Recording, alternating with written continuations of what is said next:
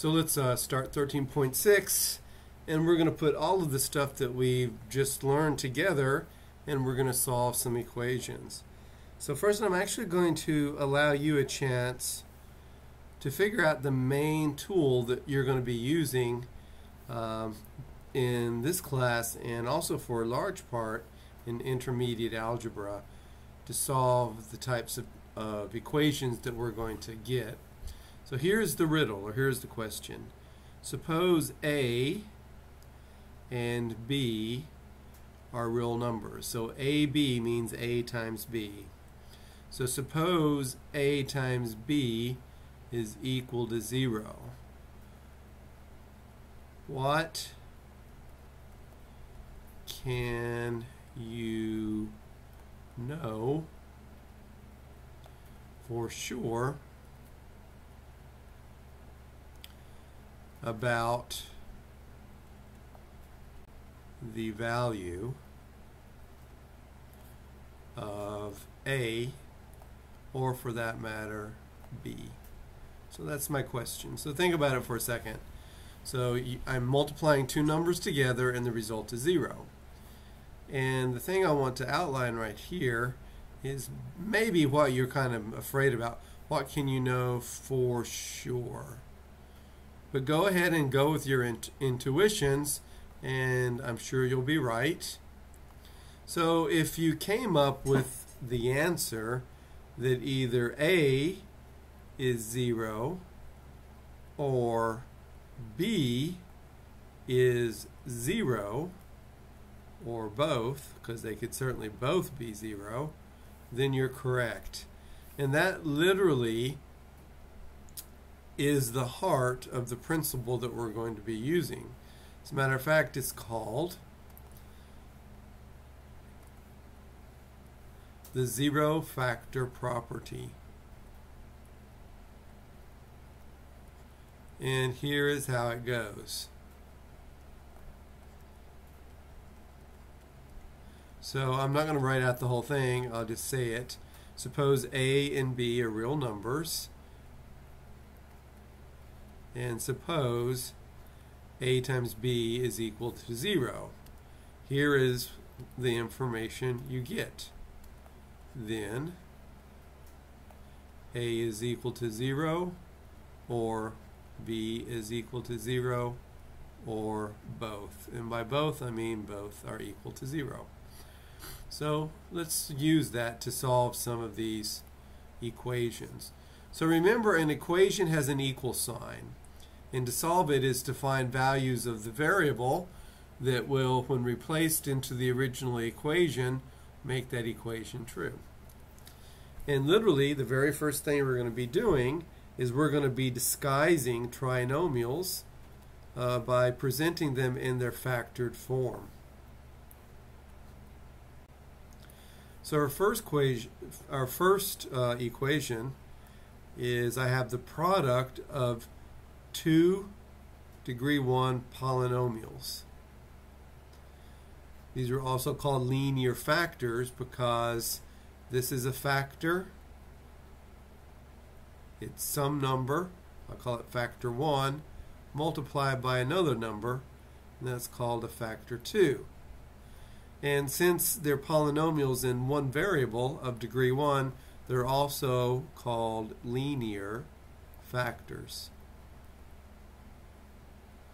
Y, we'll think about graphing x minus 1 is equal to y. That would be a straight line.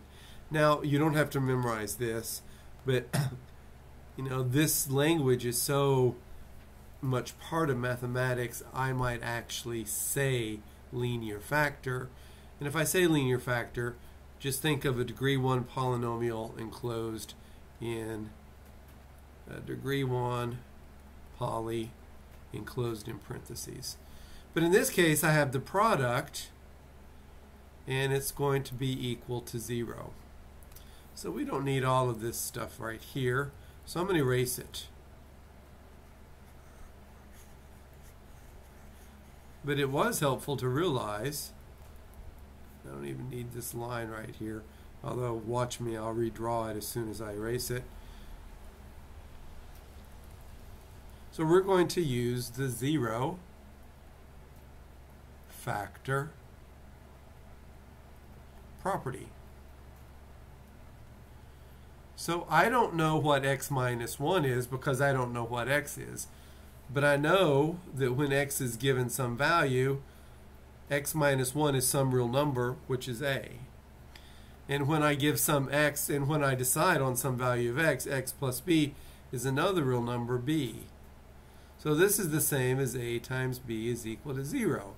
Well, by the zero factor property, a is equal to 0, or b is equal to 0, or both. So to solve this, what I do is x minus 1, and I set it equal to 0. Then x plus 4, and I set it equal to 0. So we know that either x minus 1 is equal to 0, or, I like to write or, x plus 4 is equal to 0. Now don't let these parentheses bother you. These values aren't locked inside a cage. This is exactly the same as saying x minus 1 is equal to 0. And that's a very simple equation to solve. I just move 1 to the other side, and I get x is equal to 1. So I just found one value of x that will make this a true statement. Let's do the same thing down here, because that's just one value. Or it tells me x plus 4 is equal to 0. And that implies x is equal to, remember, normally I would not do this, but since this isn't a developmental class, it's just a review. I take this term right here and I move it to the other side, and the price I have to pay is it changes its sign, so x is equal to minus 4. So it turns out that I found two values of x which work.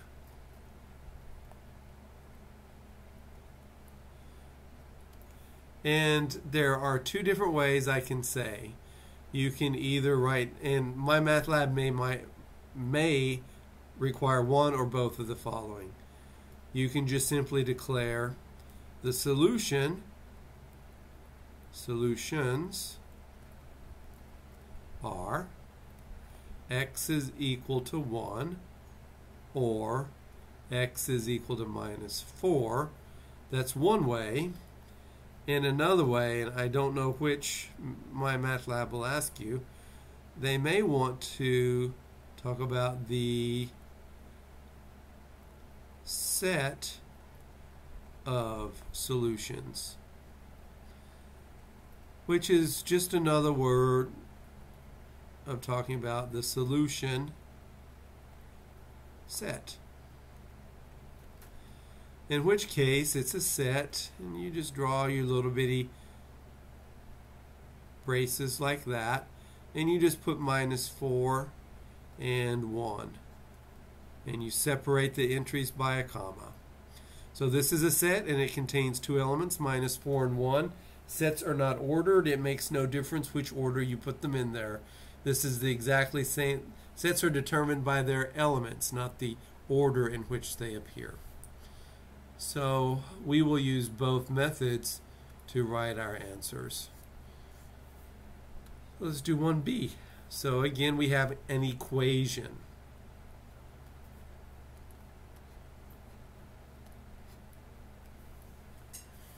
And I have x plus 5 times x plus 9 is equal to 0. So this means here's one factor, x plus 5. The other factor is x plus 9. So by the zero factor property, that means either x plus 5 is equal to 0 or x plus 9 is equal to 0. So looking at this first case, if f x plus 5 is equal to 0, then solving that little bitty equation right here, that means x is equal to minus 5. Looking at the second equation, if x plus 9 is equal to 0, then solving that equation for x, I get x is equal to minus 9. So this is a perfectly good way of writing your solutions, or you can write your solution set and put minus 5 and minus 9 in your set. And that's your solution set.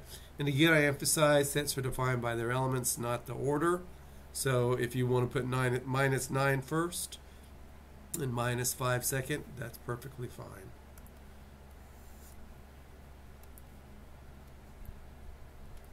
So 1c, we have x minus 10 times x plus 8. And that's going to be equal to 0. So what that means either x minus 10 is equal to 0 or x plus 8 is equal to 0. So solving this first equation, that gives me x is equal to 10. Solving the second equation, that gives me x is equal to minus 8. So that's perfectly fine. If I were giving you a written test, I would be quite fine with these two answers. Or you might be required to put them in a set, and you can put them in there in any order. It does not matter. So 10 and minus 8. Let's move on down. Some of these look daunting, but they never are. At least the ones that we're doing here. D, 1D. So I have 5x times x minus 15 is equal to 0. So this has got three factors. 5 is one factor. X is another factor. And x minus 15 is another factor. So let's stop for just a second. It's a trivial question. Suppose I know A times B times C is equal to 0. Can you extend what we just learned? Wouldn't that mean either A is equal to 0, or B is equal to 0, or C is equal to 0? Well, here 5 is clearly not equal to 0, so that means either x is equal to 0 or x minus 15 is equal to 0. Now, if you would rather consider 5x and take that as just one factor rather than two, but it really is two, if you want to just take the result of that product right there and say that's factor 1 and all of this is factor 2, you're fine. It doesn't make any difference. Because if you saw 5 times x is equal to 0, by the zero product factory, since 5 is not 0, x has to be equal to 0, which is exactly the same as what you get right here. I kind of like splitting it up into 3 because this is the multiplication of 3 factors. 5 is one factor, x is another factor, and x minus 15 is another. So I've got that x is equal to 0, so I have to solve x minus 15 is equal to 0, and that gives me x is equal to 15. So x is equal to 0 or x is equal to 15. If you want to put it in a solution set, 0 and 15 work. So sets are collections of elements, and when the number of elements in the set is finite and a small, we can just list them. What we do is we will just put the elements in there, and we separate the elements with commas. So this would be a set with 1, 2, 3, 4 elements, and the elements are the letters A, B, C, and D. I know we've not talked about sets much in this class, and it's really sometimes baffling for me because sets, it's well known in mathematics that sets form the basis of all mathematics. And even when we go to advanced classes like calculus, we don't talk much about sets. We don't start talking about sets until you're a math major in college and you're probably in your second to third year. Then you'll hit them. So we have x minus 2/7 times x minus 1/3, and that's equal to 0. And when I put a problem similar to this on the test, I get the most insane answers. But remember, whatever is in parentheses here, this is just one factor. I'll call it factor 1. And whatever is in parentheses here, that's factor 2. Or if you'd rather call this factor 1a and this factor 2b. So this is the same principle. If a times b is equal to 0, a is equal to 0, or b is equal to 0. So all I have to do is to solve this is exactly what I've been doing before. This means x minus 2/7 is equal to 0, or x minus 1/3 is equal to 0. And again, to solve these, you want to isolate x by itself. So I take the minus 2/3 and I put it over here, and it changes to plus 2/7. And I take the minus 1/3 there, and I put it over here, and it changes to plus 1/3. So this tells me, in the first case, that x is equal to 2/7, or down here, x is equal to 1/3. So that's a perfectly fine way of writing the answer, or you can write the answer in the solution set. 2/3, you never have to worry, you just grab one arbitrarily and then grab the next one and put it in there. Makes no difference which one's larger or smaller. Oh, so now we finally get something interesting. You're right. If you're saying, oh, this is really simple, you're exactly right. It is really simple. But you should also know with math that simple is how we like to start, and then we start adding some things. So right here, actually, let's go back to our very first example. Let's go back to this example right here, where we had x minus 1 and x plus 4 is equal to 0. You can literally look at it and say the answer is x is equal to 1, or x is equal to minus 4. And if you can't see that right now, pause and think about it for just a second. But what if it were given to you in this format? Suppose I multiplied this x minus 1 times x plus 4. I would get x squared plus 4x minus x minus 4 is equal to 0.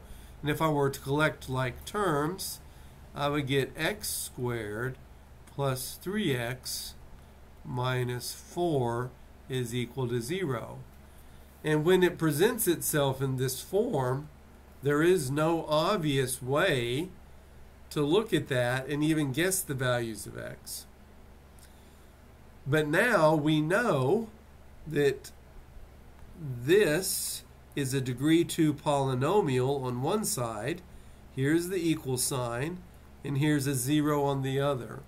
That if I can factor this degree 2 trinomial, and we can factor it, that's one of the skills we've learned, then it becomes something we can solve, this equation right here. And that's precisely going to be our mode of solving these types of problems that present us in our second problem set. So, the cool thing about this for a while is this is going to be the only game in town for a while. Even when you get into intermediate algebra, you will be doing many of the same things that we do in this course. As a matter of fact, this course is the ideal course to take in preparation for intermediate algebra. You'll be better off than almost 50% of your fellow classmates who have not had this preparatory course. And even when you get into that course, you're going to be doing this type of thing.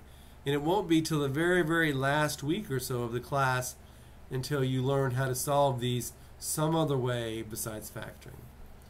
So we're going to factor. So we're given a degree 2 trinomial on one side. This is an equation. So I'm wanting to solve it. Solve for x. And when it's a degree 2 equation, there will be no more than 2 solutions. That's it. That's the maximum. It could be there's just one solution, and you'll learn in college algebra, if you have to go that far, most of you will, is sometimes there will be no solutions. No solutions that are real numbers. Anyway, our first step, step 1, guess what it is? We have to factor x squared minus x minus 30. So we're just looking at the left-hand side. So let's factor it. You're going to get it. I'm going to go ahead and just factor it this way. If you all can factor it doing it another way, you're good to go. X squared minus 30 minus x. So there's no choice that those are x's. Minus 30, well, let's say that's going to be, I'm going to make this a little bit bigger. I'm kind of repented. I'm going to cheat here. Ooh, maybe that's too big. I'll do that. I'll just change the color. Make the pen small as I can make it. So here, what are some factors of 30? Well, 5 and 6 are, right? Maybe that's too small. 5 times 6 is equal to 30. But since this is negative, exactly one of those have to be negative. So it's minus 5 times 6, or 5 times minus 6. Now there's other choices too, but those are going to be kind of nice. So since this is also minus the larger of the two, for whatever factorization of 30 I use, the largest of the two has to be the negative. So I'm going to say minus 6 and 5. So x times minus 6 is minus 6x. X times 5 is plus 5x. I add them together, I get minus x. So that's my factorization. And since we've already done that, I'm not going to go into any greater detail other than to grab the factorization up here. X plus 5 times x minus 6. And that's what this trinomial is equal to. And that's set equal to 0. And now I'm back to, familiar territory. This means x plus 5 is equal to 0, or x minus 6 is equal to 0. The first means x is equal to minus 5, or x is equal to 6. So our solution set will contain two values of x, 6 and minus 5. There will never be more than two solutions if the degree of the polynomial is 2. That's called the fundamental theorem of algebra, I think. It's either algebra or arithmetic. If you ever turn out to be math majors, you'll get to hear it then.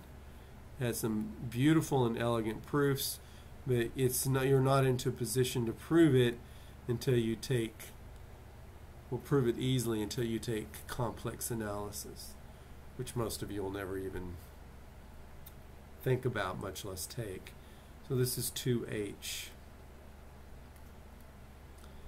X squared minus 9x plus 20 is equal to 0. So again, the only thing to do, it's the only game we have in town, is to factor this. So when you're given an equation in something, what you have to do is you have to have the polynomial on one side and 0 on the other. And in this case, they will always be able to factor them. None of these will ever be prime. If they were prime, you wouldn't be able to solve them. You don't have the techniques. You'll have the techniques in intermediate algebra and also again in college algebra, but not now. So it's kind of nice that's just an x squared because I only have one option. I put an x and x there. So x times x is x squared. 20 and minus 9. I'm thinking both factors need to be negative. So I'm going to try minus 4 and minus 5. Minus 4 times minus 5 is plus 20. But x times minus 4 is minus 4x. And x times minus 5 is minus 5x. Minus 4x minus 5x, sorry, that's supposed to be x right there. Minus 4x minus 5x is equal to minus 9x, so that's good. So my factorization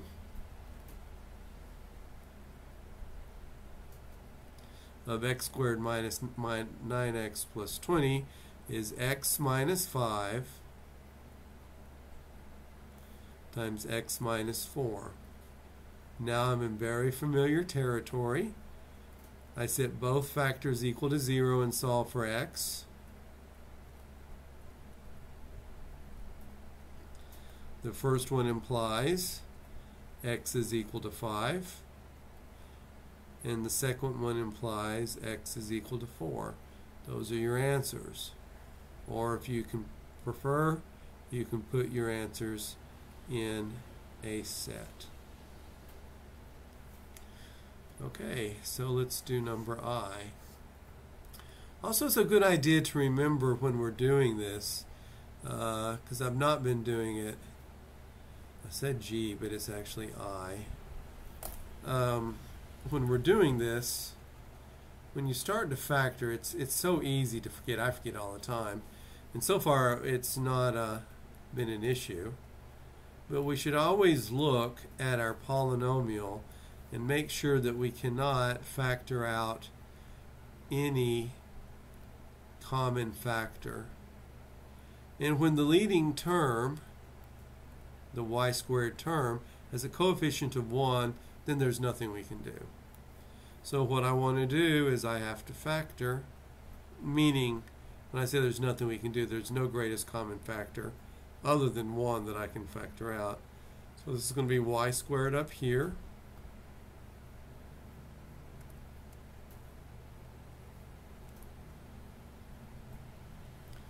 My constant term here and this term here. So this is y and y. And 7 times 6 is 42. So let's do minus 7 and 6. So that's minus 7y plus 6y. That gives me minus y. So y times y is y squared. Minus 7 times 6 is minus 42. Minus 7y plus 6y is minus y. So that's my factorization, or the table that will allow me to get my factorization. So this is y plus 6 times y minus 7, and that's equal to 0. So that means y plus 6 is equal to 0, or y minus 7 is equal to 0. But if y plus 6 is equal to 0, that means y is equal to minus 6. And if y minus 7 is equal to 0, that means y is equal to 7. So those are your answers written in word form. In set form, we have minus 6 and 7 written in any order. Okay. Oh yeah, this is, I really like example number K.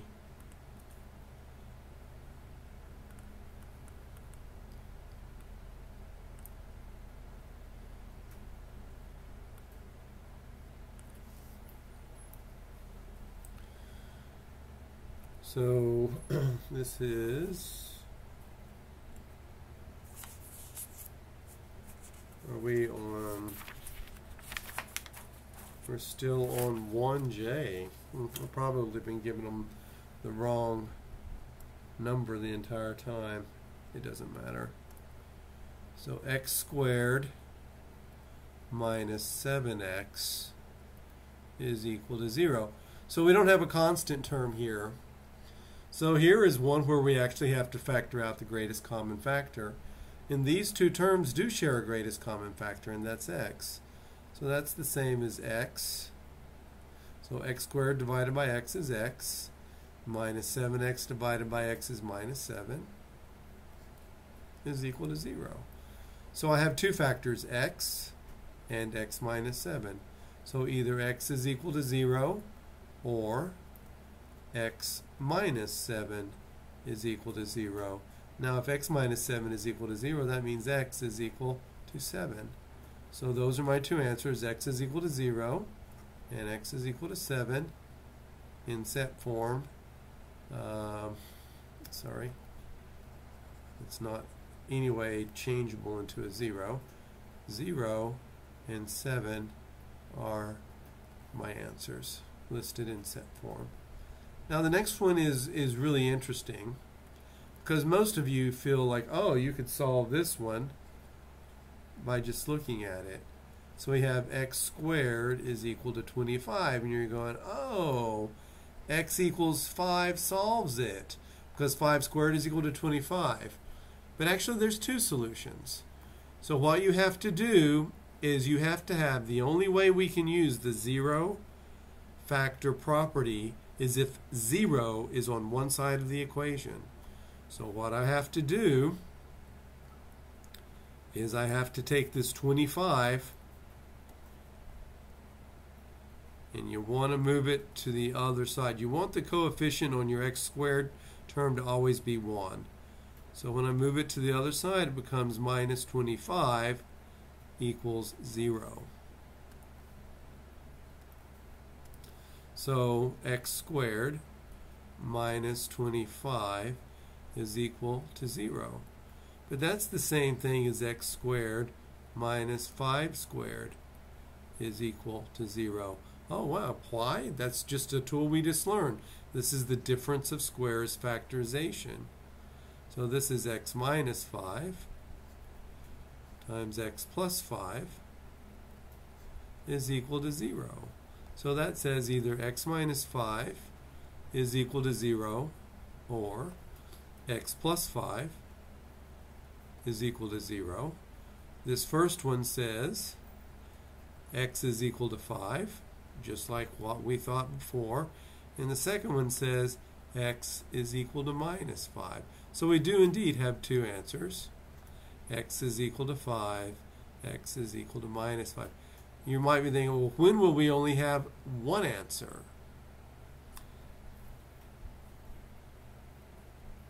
And we will see an example. I just looked ahead, and we will indeed see an example where there is only one value of x that works, not two. So is that a LK, JKL? 1L. So x squared plus 2x is equal to 15. That's not going to work. We have to have it set equal to 0. So I have to take my 15, my plus 15, and I move it over here. It becomes minus 15.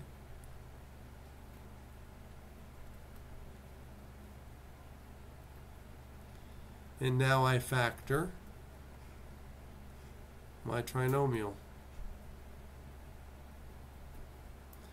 So I'm looking for an x squared, a minus 15, and a 2x.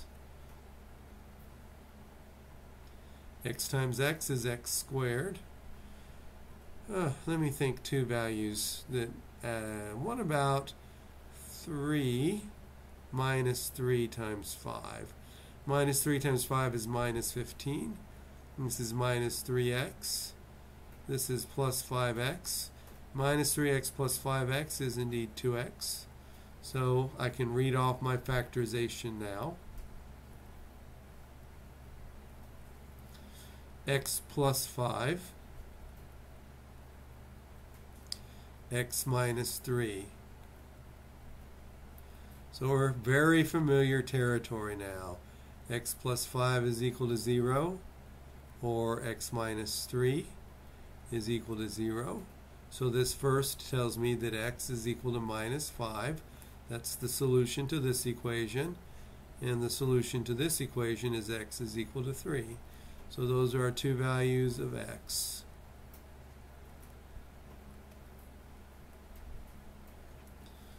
Okay, let's get some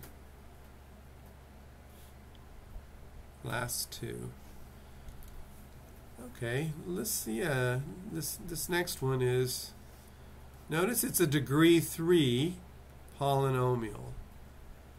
And the only time we can solve a degree 3 polynomial, and it may actually have 3 solutions. In other words, if you have a degree n polynomial, so this is a degree 3 polynomial, we've been looking at degree 2 polynomials, they will have at most 3 solutions.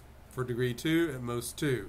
For degree 7, at most 7. There may be fewer, but at most 7. So let's look at 2. So you've not been taught how to factor this. And indeed, our table would not work.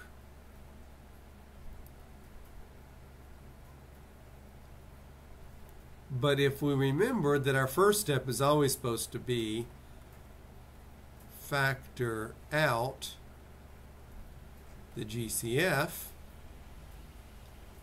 here we can.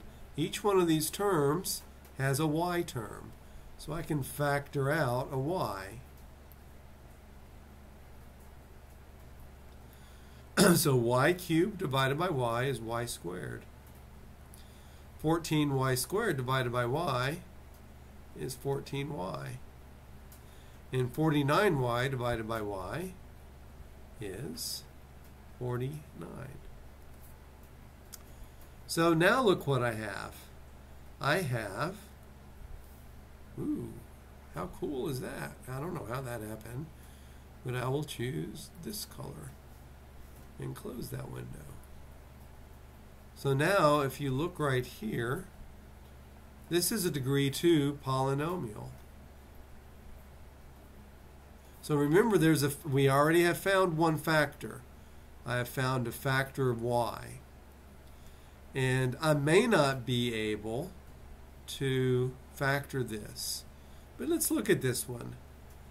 Y squared plus 14y. It's looking kind of familiar to me.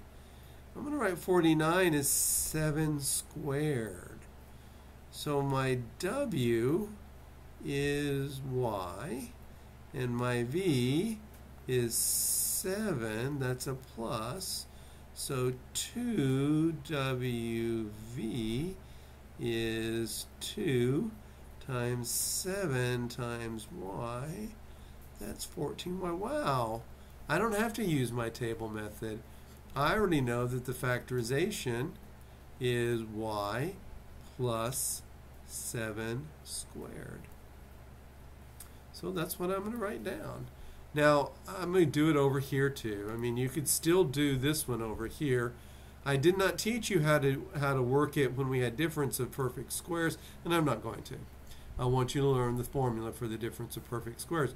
But here, if you just did not see this, if you did y squared here, and 49 here, and 14y here, you would eventually come up with the factorization y times y and 7 times 7 to get 7y plus 7y is equal to 14y, and then your factorization would be y plus 7 times y plus 7, which is just another way of saying y plus 7 squared.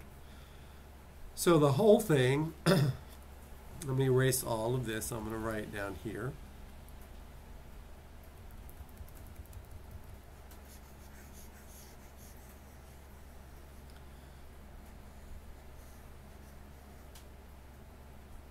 I'll write that back in just a second.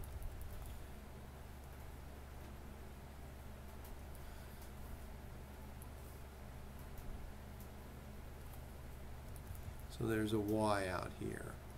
So this is the same as y, and 14y squared plus 14y plus 49 is the same as y plus 7 squared, and that's equal to 0. So here you might want to write this out. This is the same as y times y plus 7 times y plus 7 is equal to 0. But you don't really have to worry about it because y plus 7, those two factors are the same. So that tells me either this is a times b times c, but b and c are the same, so it's really a times b. So it either tells me y is equal to 0 or y plus 7 is equal to 0. So that means y is equal to 0 or y is equal to minus 7. So this degree 3 polynomial still only has two solutions, 0 and minus 7. And that's the only way we can solve it. If we're given a degree 3 polynomial, or any polynomial of higher degree, we're going to have to be able to factor out something so that the remaining is a degree 2 polynomial. And we'll see this right here in the next example, where we have, I don't know what this one is, it doesn't make any difference. We're on number 2.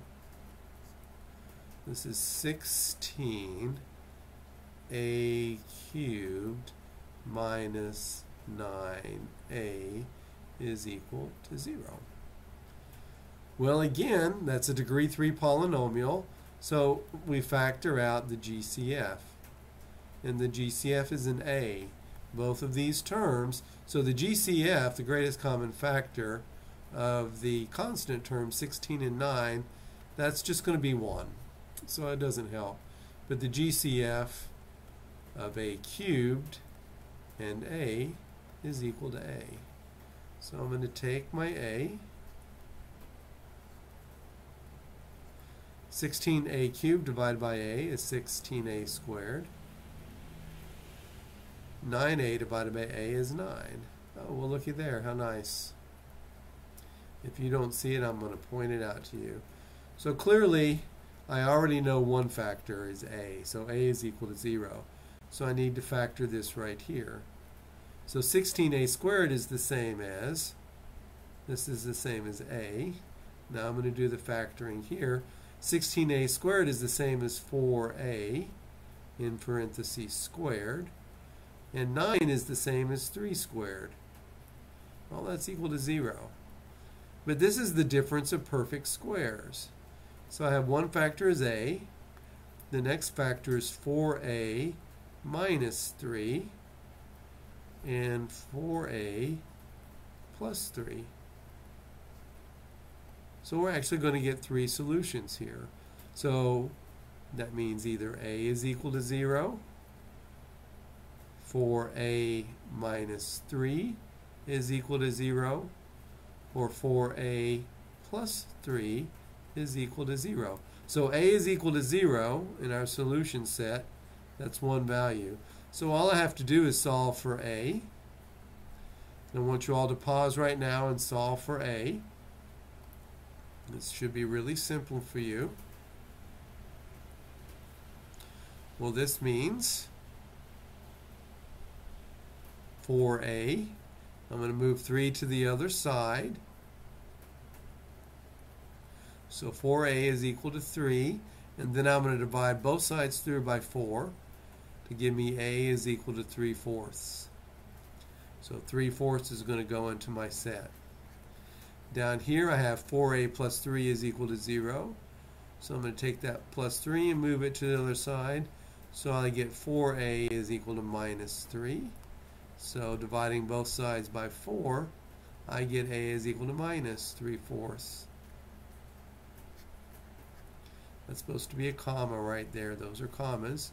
So I have three solutions: 0, 3/4, and minus 3/4. Three solutions, a degree 3 polynomial. That's the maximum I can have by a theorem that is well established in math. So that's it for 13.6.